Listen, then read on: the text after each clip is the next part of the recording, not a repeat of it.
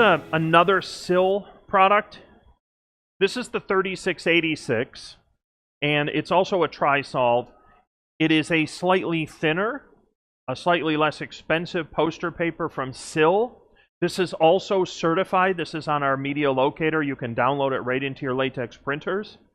We had a little bit of issue with this in that everything seemed to run fine without the take-up roll.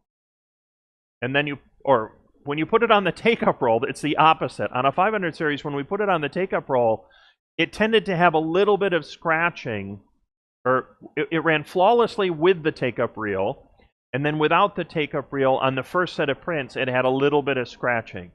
I sent in a new preset.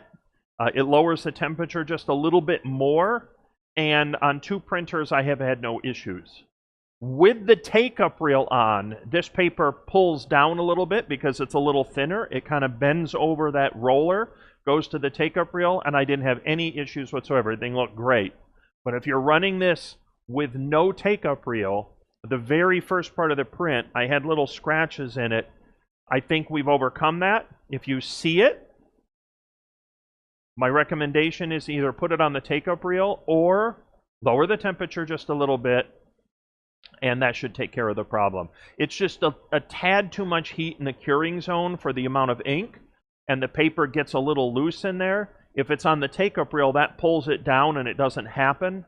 And it's just one of those things that every paper performs a little different through a 500 series printer. Every printer has slightly different characteristics on how it takes ink, and then every printer has a slightly different imprint the way it comes off the printer. Keep in mind that we're running a lot of different offset coated papers that may or may not be ideally developed for latex, but in most cases they all work for latex. They will work on the latex printers. It really is, as I say this over and over, what's your speed relative to how much heat and how much ink? And if you get that balance right, then almost all of the papers will end up working.